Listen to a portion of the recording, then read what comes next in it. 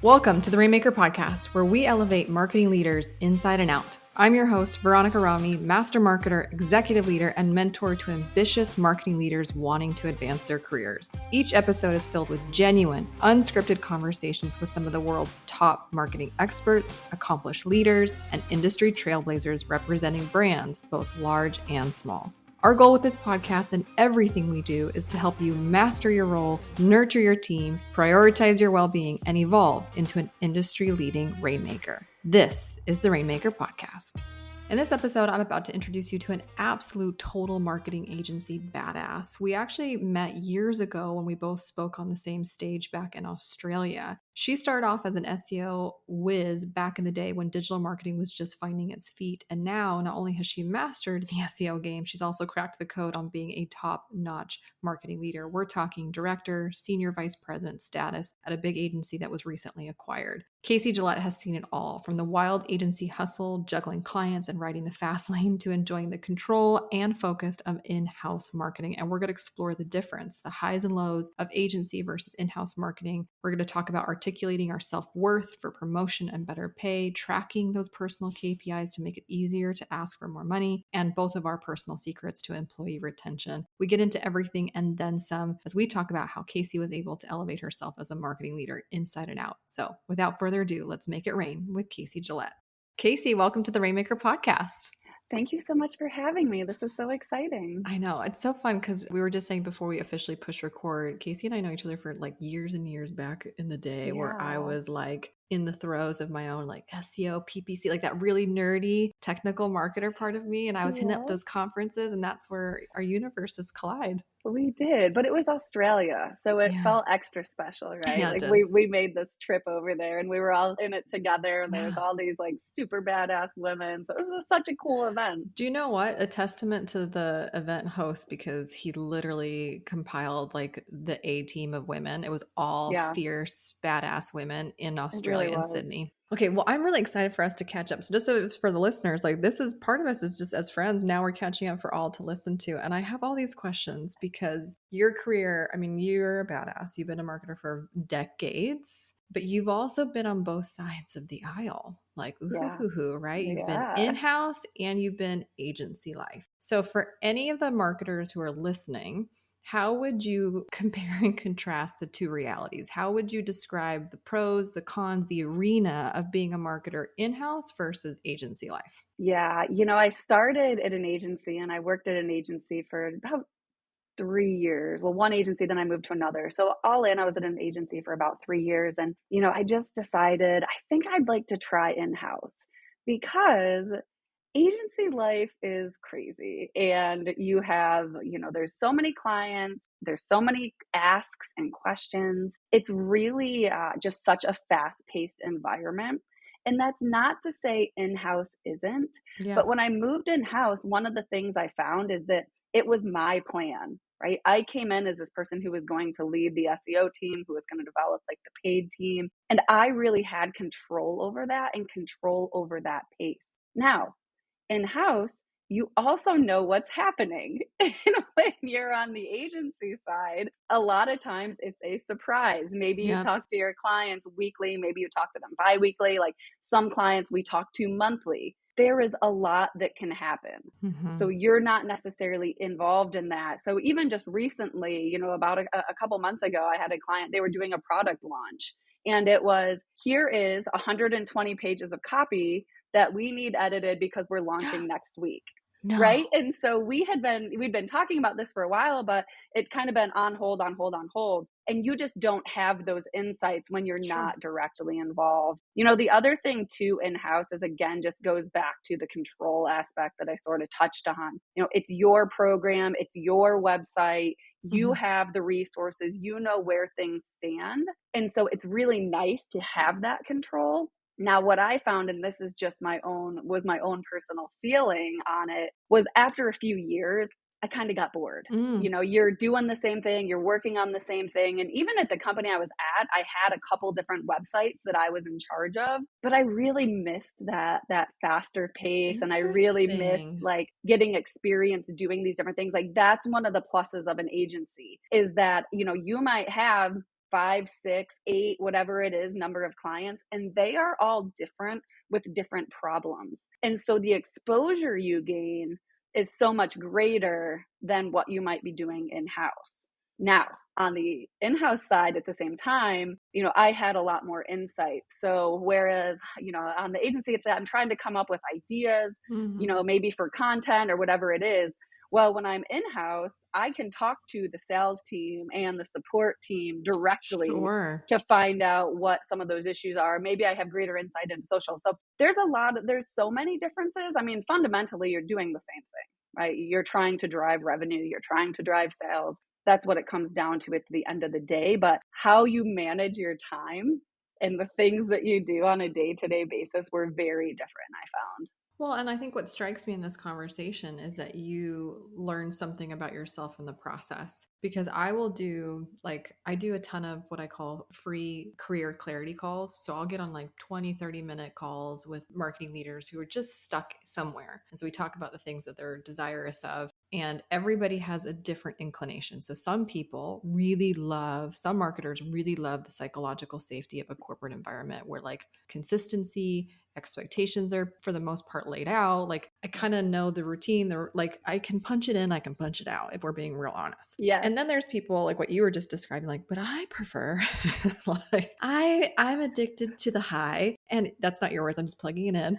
I was kind of addicted to the exposure, the diversity, the variety, for heaven's Yeah. sakes, of agency life. Because when you have a Yeah. portfolio of clients, you have to almost very quickly become this micro expert for Yeah. a variety of business, especially if the agency is servicing multiple industries as opposed to one singular. Exactly. I'm a freak like you. I tend to lean more on your side because I remember I started my career with ancestry.com, which is just, genealogy, subscriptions, genealogy. I can appreciate family history, but at some point I just, okay, enough with the family history, right? But Yeah. same thing. Then I left that, went to strung a whole bunch of agencies back to back, had portfolios of like 50 clients, 120 clients. It was stupid. It was so much. They really Too milked much. us account managers for sure. Then I went back to in-house working as a director of marketing for an apartment industry. And if I said the word luxury apartment one more time, I was going to like scream. So I hear you. But I think what you're also saying, besides diversity and variety, control, because this Yeah. is the buzzword. I hear burnout a lot. Like if this was a word cloud, right? I hear burnout a lot and I hear control. Why do you think marketers, almost at every stage of their career, are seeking and desirous for control? What was it for you? I like to think back. I've always looked at myself as a leader in the sense of whether it was sports, whether it was like group things. Like I've always been someone who just wants to take action, right? Like we know what the problem is, let's go solve it. And if you don't have that control, it makes it a whole heck of a lot harder to solve those problems and Mm, to face those challenges. And so even in marketing, you can't show results if you don't have any control. And I think it's something that agencies have, that we all know, like that's one of the biggest issues is you don't have control over the resources, you don't have control over budget, you don't have control over if things get done. So mm, it's all well and good to provide recommendations to someone and to say this is what you need to do to be successful, but ultimately you don't have the control to implement those things or to take action on those things. So then inevitably you end up, and anyone who's been in an agency has faced this without a doubt, is, mhm, well, why am I not seeing results? Why are we not seeing sales? mm, Well, I've given you X things and they mhm, haven't been implemented, right? Or mm. this is the strategy we provided and we're not utilizing that. So I think as a marketer, we know like without that control, it's Yeah. really hard to drive results. And that's what our job is. Well, okay, so let's add another layer to that. Our job as marketers you're 100% right. Drive more results, more leads, more sales, more activity, more brand exposure, more, more, more, more. It's never enough. No. But then at the same time, we also have personal aspirations here and we would like to get paid more and have better titles and we want advancement in our career. We're not stagnant. We want to accelerate and we want to advance in our journeys. Hey, Rainmakers, true or false? Becoming a top marketing leader is all about climbing that corporate ladder. False. Such crap advice for modern marketers. The true key to unlocking your career potential in today's landscape Learning how to promote yourself versus waiting for someone else's validation. Introducing the new Rainmaker Roadmap, your free comprehensive guide to becoming a marketing powerhouse. Master your role, nurture your team, prioritize your well-being, and evolve into the marketing visionary you are meant to be. Grab your roadmap today by going to rainmakerroadmap.com or grab the link in the show notes. Now back to today's episode. So I have noticed when I feel like I don't have control over the things that I need to do to achieve the results the company is asking of my role, it's then also too true that I have a very difficult time articulating my worth. Right. And if you can't articulate your worth, then how can you champion for a pay raise or for a promotion? I'm not the kind of person that waits around to be promoted. I'm more the personality that's like, it's time for me to be promoted. Yep. But part of that, with the confidence of saying that, is the ability to articulate my own ROI. What are your tips there? Have you done it? How have you successfully been able to do it? Because you've been promoted a couple of different, if anybody looks at your LinkedIn, it's there. How did you articulate your worth? What would be your advice to anybody listening? Well, I think about even beyond just myself. And, I'm going through this right now, which we can certainly get into. I'm looking for a new job or new career or whatever that entails. But when I am, one of the things I've always loved about my job, one of my absolute favorite thing is growing the career of others. Right. And so how do I get them from, a strategist or an analyst to a strategist to a manager to a director and whatever that looks like. And so we'll sit down and say, well, okay, you have this roadmap. Here are the things that you have had to do, right? There might be some tangible things, there might be some intangibles, but specifically when we promoted people from manager to director, it was I'm managing, the team would have to put together, the individual would have to put together a doc of, here are my accounts, here are the results I've shown on these accounts, here's how much I'm managing, here are some of the things that I've done. Right. So aside, and again, that goes back to, you have to be able to show results a lot of times, but it might be, I've been managing 5 clients. They've all stayed on for multiple years. I'm seeing growth across the board. And even if you're not, it's, hey, I'm helping them with this, right? They view us as a partner.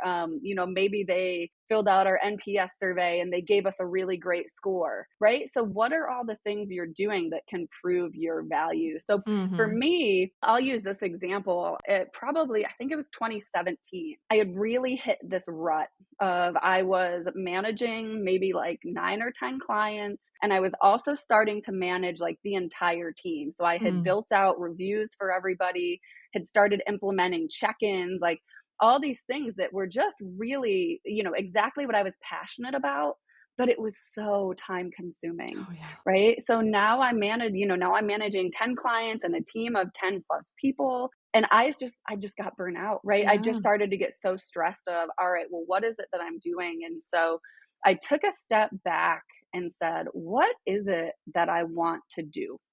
And I knew that I was unhappy, but I wanted to figure out, what is it that I want to do next? What are the things that I enjoy? Is it that I don't want to manage clients? Is it that I don't want to, be responsible for the team? And what I found is that I gave myself 5 months to just really figure it out. And I dove into other jobs on the market. I talked to friends. I talked to my network of people that I've built from these conferences. And, I read some different books and really just put in my mind, what do I want? And because I had been doing these different things, I was then able to go to my boss and say, I can't keep doing this, but I love this organization. And here are the things I love, right? I like clients because I'm good at it, right? I keep my clients, I have them long term.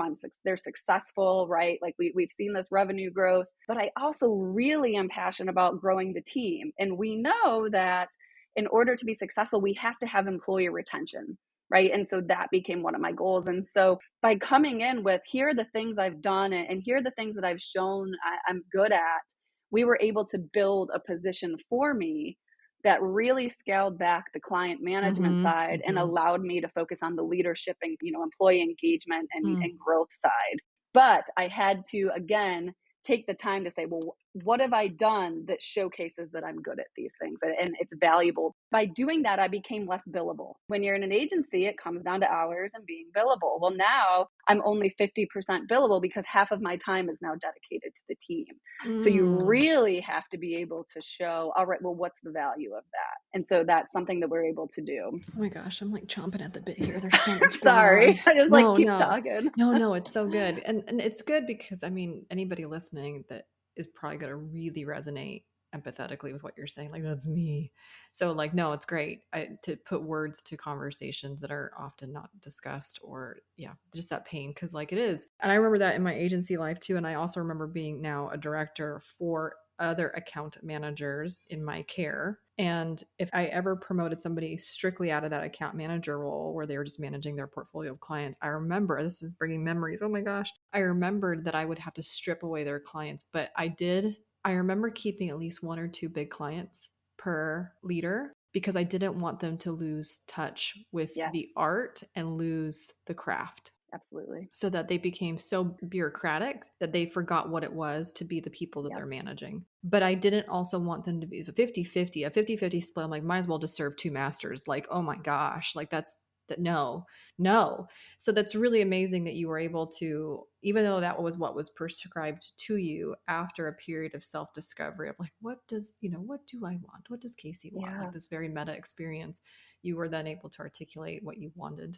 And Yeah. then thankfully you had so much receipts that Yeah. they were willing to carve it out for you, which says a lot about you, the professional, to even have that granted. I think a lot of team members nowadays are maybe better at articulating what they want than maybe generations before. But if you Agreed. don't have the receipts to back it up, it's not going to go very far. That's why these certain generations get the rumors or the reputation of being entitled. But it's like, well, no, they're just better at articulating what the hell they want, which I did not. Absolutely. I wasn't taught, but you definitely got to show forth proof, right?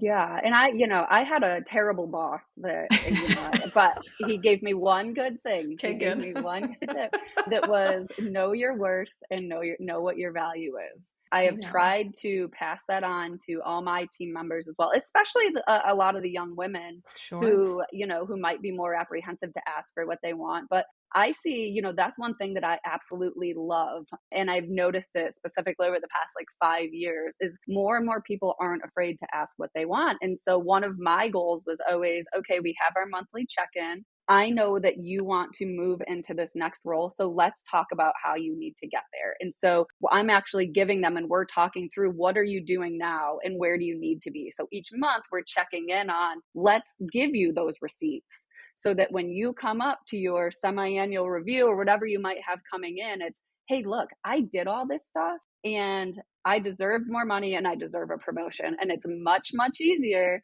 to get those things when you can show why you're worth it. Well, 100%, like literally 100%. And the fact that you were able to do that for your people is such a testament to you, the leader, because you were also aligning the company's desires and aspirations of the individual's performance with the individual's personal goals and Yeah. dreams for themselves, which is literally the definition of employee retention. If by me being here, I get closer to my personal goals, I stay longer. Even if my personal goals is to write a book. Like I remember I reported to a COO named John Solden. I care about this guy so much. He was such a fantastic leader to me at a really pivotal moment in my career. And I do remember in a one-on-one setting, just like you described, in the safety, the psychological safety of a one-on-one setting, he's like, and he called me Viron. Viron. I'm like, what?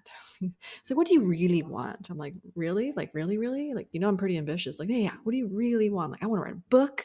I want to be on stage. I want to do all the things. And he's like, okay, so what kind of book do you want to write? I'm like, I have no idea. I'm like young and dumb. I don't know, but I'm going to write a book. He's like, well, my experience working with you, you're usually either the only woman in the room or you're one of the youngest people in the room.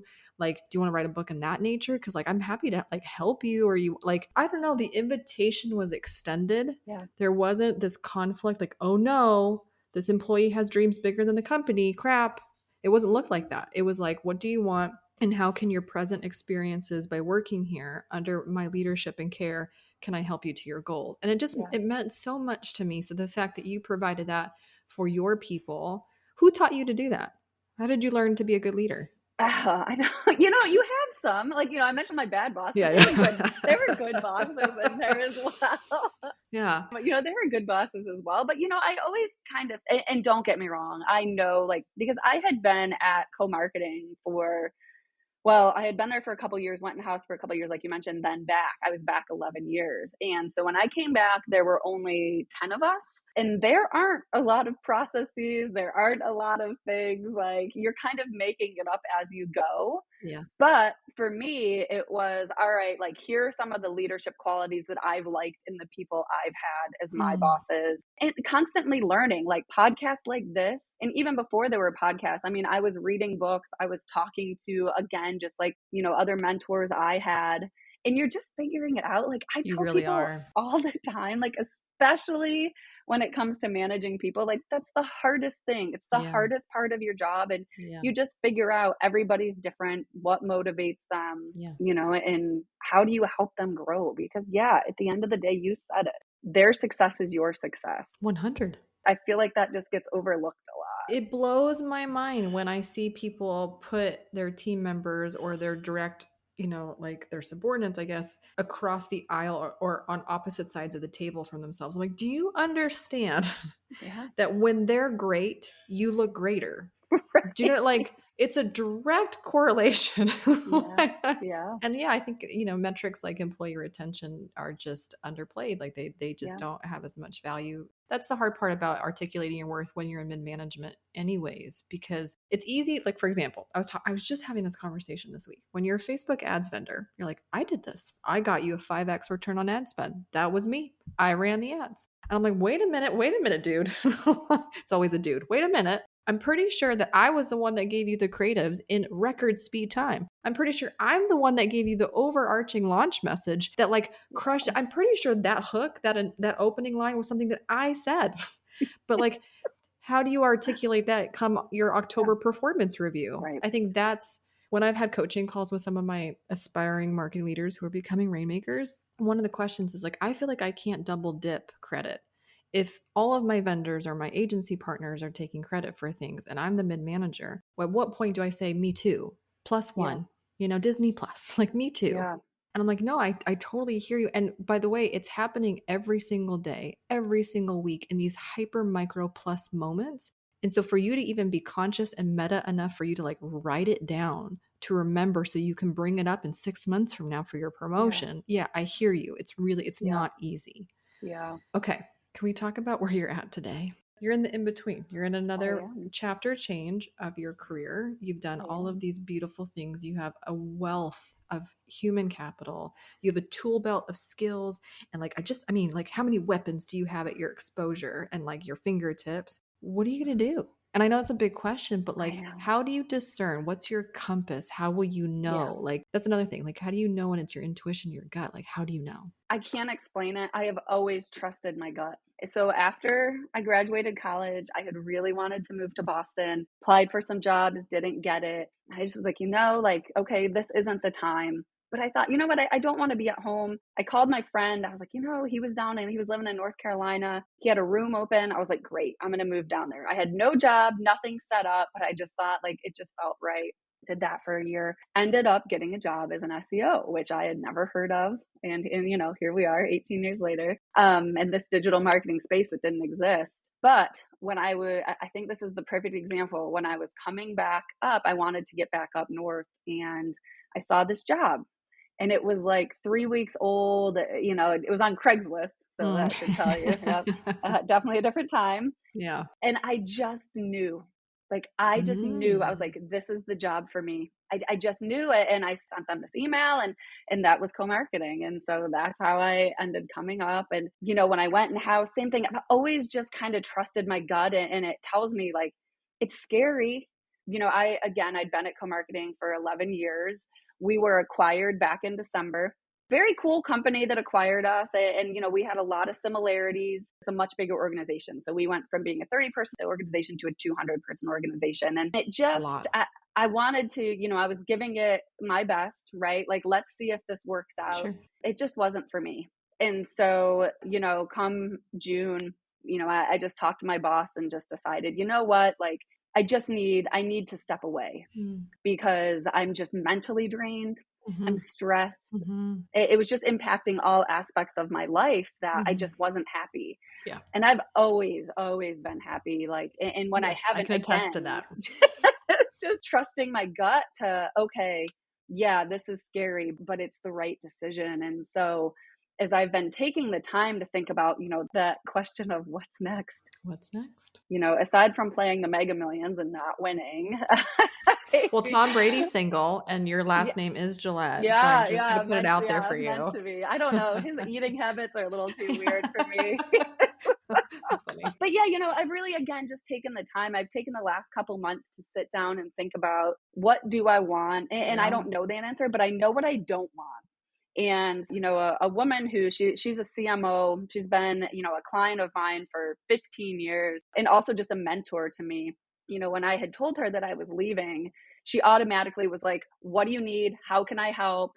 Send me whatever." But we had a great conversation, and she had said to me, like, "Case, you might not know what you want, but the fact that you know what you don't want is just as important."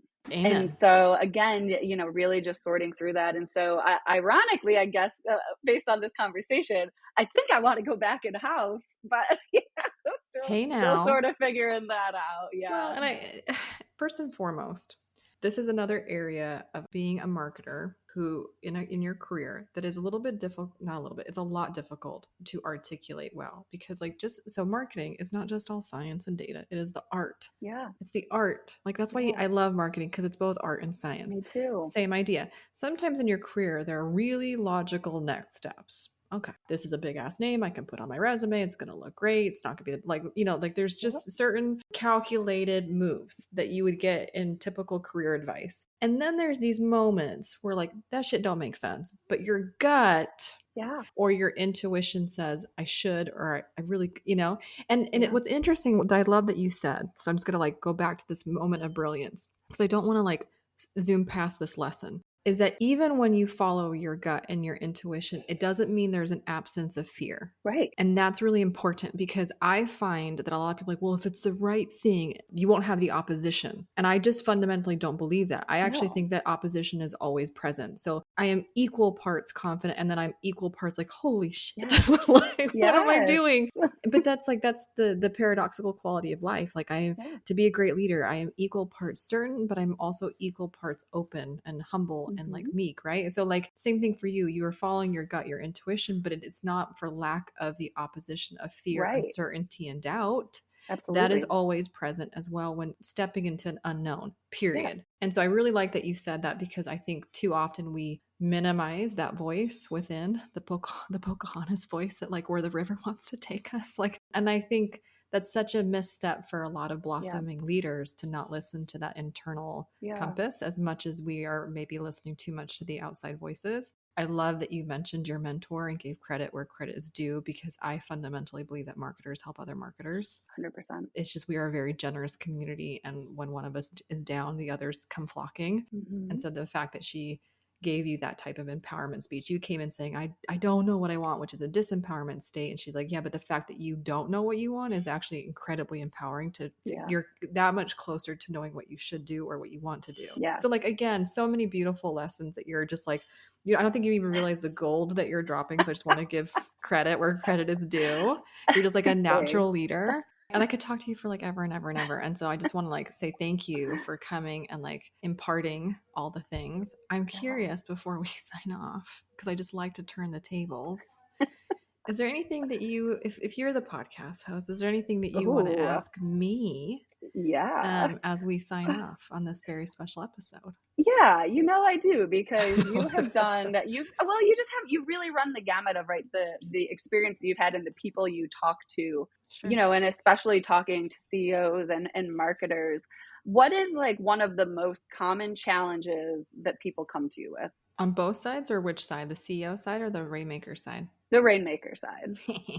Okay, there's two critical villains in a Rainmaker story that I have found. One, burnout. I cannot tell you how many DMs or clarity calls I get on with people, and literally word for word that comes out of their mouth is I'm burned the F Yeah. out. I'm just burned out. And I completely understand. The marketing arena is unlike any other. Yeah. You're always in the Super Bowl. Like there's no off season for your brain. It's a what have you done for me lately space. 100%. Yeah. It's never enough. There's always a need for more leads, more sales, more everything. So it is. And then I'm like the clever marketer that's like, yes, in this industry, we either burn out, churn out, or turn out.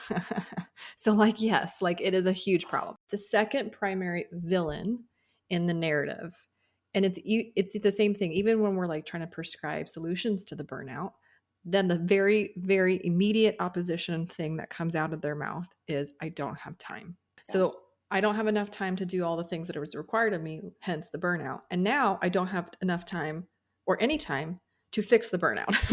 Yeah. So time is the chronic villain in my beautiful aspiring marketing leader stories. Yeah. And I don't actually think that's the truest villain of the story. I think it's actually a distraction from what really is. But those are the two things that are often in all of my conversations. Yeah. Yeah, that makes sense. There's a book that I really love that when I had gone through my like first try to figure out my life stint, it's called Peak Performance. And it's really, it's a go, it's based on like, athletics, but it applies to business. But the whole premise is like stress plus rest equals growth.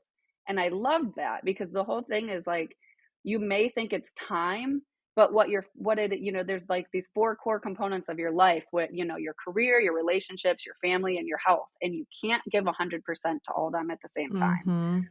And, and you have to I just really loved that concept of like, you only have so much time. So how do you use that in a way that's beneficial to you as a whole person? Yeah. I totally see that. Yeah. Well, and the thing too is every marketer that I know that is going for the same job, the same promotion, the same whatever type of advancement, we all have the same variables at play. We all have 24 hours in a day. So like at some point, it's not a matter of the clock. It's actually managing other resources that you are in complete control of, like, and that you possess on the inside that gives you the competitive advantage. And so, yeah, anyways, it's just like, and I love that. I love the stress plus the rest, because if I'm being honest, and I think I've picked this up on you, we're a little bit addicted to the high of the rush. Oh my gosh, totally. Yeah. And I pride myself on being a competitor in the arena. Like I can handle and I can do hard things. And so like that is very much ingrained in how I self-identify. Same. Like speaking bluntly, also in my self-worth. So a lot of marketers don't want to admit that they can't keep going. Yeah. Right. Yeah. So that's another thing too, that comes up often. But oh my gosh, I just love this conversation. Like truly for the listeners, I hope that you've gained everything and then some. But for us, we've just been like rekindling our friendship. It's so nice. It's been so nice. It's so lovely. Okay. I will do everybody a solid. I will post all of your links so people can connect with you on social media and whatnot. If anybody needs a 20-year marketing vet, I got your girl. And then of course, your links to the books that you recommend and anything more. Perfect. But thank you so much, Casie, for being on today's Rainmaker podcast. Thank you for joining us on today's Rainmaker podcast. Marketers help other marketers. So if there's a marketer in your life who could really use a new perspective in a way that helps them advance their career, please pass this episode forward, share, leave us a review. Everything helps as we embark on helping as many marketers elevate themselves inside and out. You can always visit veronicarami.com for today's show notes, additional links to some free resources and tools for you to help you advance your career. You can always connect with us on social media at @ViaRomney if you want more behind the scenes or a way for us to connect personally. Until next time, my friends, make it rain.